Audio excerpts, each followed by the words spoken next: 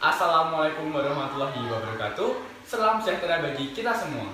Pada kesempatan kali ini, kami dari kelas 10 ilmiah 2 kelompok 5 yang terdiri dari saya, Daryl Immanuel Purnomo, absen 7. Saya Nibel Pratama, absen 4. Saya Mahendra Grisa Putra, absen 19. Saya Erlangga Dani Warsono, absen 12. Saya Alen Marma Pridia Putra, absen 2. Akan mepresentasikan hasil uji coba kami tentang daya hantar listrik dalam berbagai larutan. Pada hari ini kita akan bahas tentang larutan elektrolit dan non-elektrolit. Sebelum itu, kita harus tahu apa itu larutan. Dalam kimia, larutan adalah campuran homogen yang terdiri dari dua atau lebih zat. Zat yang jumlahnya lebih sedikit di dalam larutan disebut zat terlarut atau solut. Sedangkan zat yang jumlahnya lebih banyak dari zat-zat lain dalam larutan disebut pelarut atau solvent. Komposisi zat terlarut dan pelarut dalam larutan dinyatakan dalam konsentrasi larutan. Sedangkan proses pencampuran zat terlarut dan pelarut membentuk larutan disebut pelarutan atau solvasi. Larutan dibedakan menjadi 3 jenis, yaitu elektrolit kuat, elektrolit lemah, dan non-elektrolit. Elektrolit. Larutan elektrolit merupakan larutan yang bisa menghantarkan arus listrik. Dalam larutan elektrolit, molekul-molekulnya terurai atau terdiosiasi menjadi partikel-partikel bermuatan listrik positif dan negatif yang disebut dengan ion positif dan ion negatif. Ion positif yang dihasilkan dinamakan kation, dan ion negatif yang dihasilkan dinamakan anion. Jumlah dari muatan ion positif dan ion negatif akan sama, sehingga muatan ion-ion dalam larutan akan netral. Ion-ion inilah yang kemudian menghantarkan arus listrik. Selanjutnya adalah elektrolit kuat. Larutan elektrolit kuat yakni larutan yang semua molekulnya terurai menjadi ion-ion atau terionisasi dengan sempurna. Oleh karena banyaknya ion-ion penghantar listrik yang terbentuk, maka daya hantarnya juga kuat. Umumnya larutan elektrolit kuat adalah larutan garam. Ciri-ciri larutan elektrolit kuat adalah: yang pertama, penghantar arus listrik kuat atau baik. Yang kedua, terionisasi dengan sempurna. Yang ketiga, tetapan atau derajat ionisasinya sama dengan 1. Yang keempat, jika diuji, larutan elektrolit kuat memiliki nyala lampu yang terang dan muncul gelembung gas yang banyak.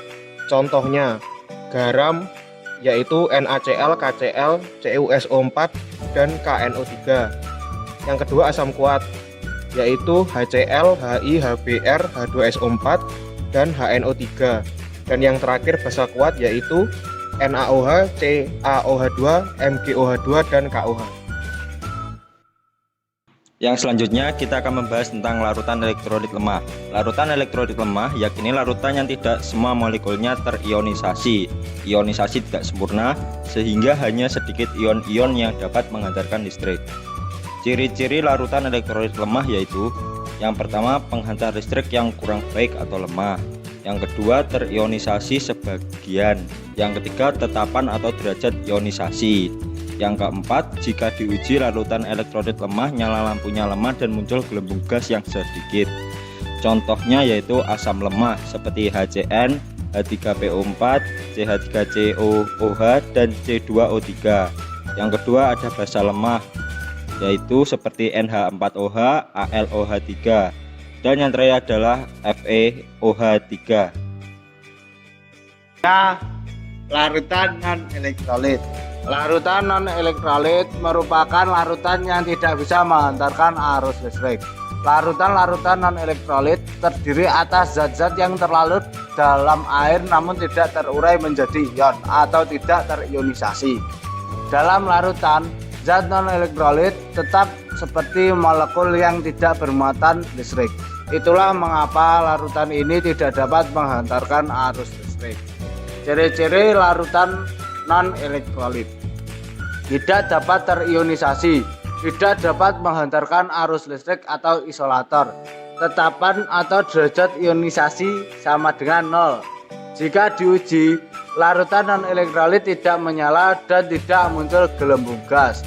Contohnya, urea, CONH22, glukosa, C6H12O6, sukrosa, C12H22O11, etanol, C2H2OH.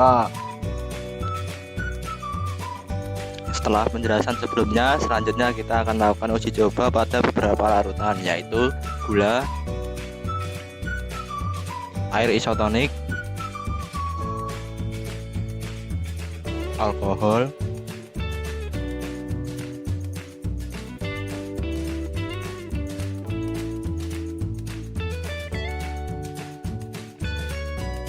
garam,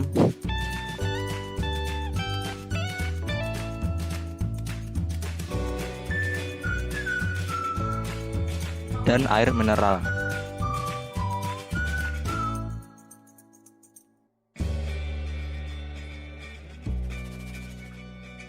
Kesimpulan dari percobaan tersebut adalah larutan gula tergolong dalam larutan non-elektrolit karena tidak menunjukkan nyala lampu dan adanya gelembung. Kemudian larutan air isotonik tergolong dalam larutan elektrolit lemah karena menunjukkan adanya gelembung gas tetapi tidak menunjukkan nyala lampu. Selanjutnya, alkohol tergolong dalam larutan non-elektrolit karena tidak menunjukkan adanya nyala lampu dan gelembung gas. Kemudian larutan garam tergolong dalam elektrolit yang kuat karena menunjukkan adanya nyala lampu dan gelembung gas. Dan yang terakhir, air mineral tergolong dalam larutan elektrolit lemah karena menunjukkan adanya gelembung gas tetapi tidak ada nyala lampu. Sekian presentasi dari kelompok kami. Kurang lebihnya kami mohon maaf. Wassalamualaikum warahmatullahi wabarakatuh. Salam sejahtera bagi kita semua.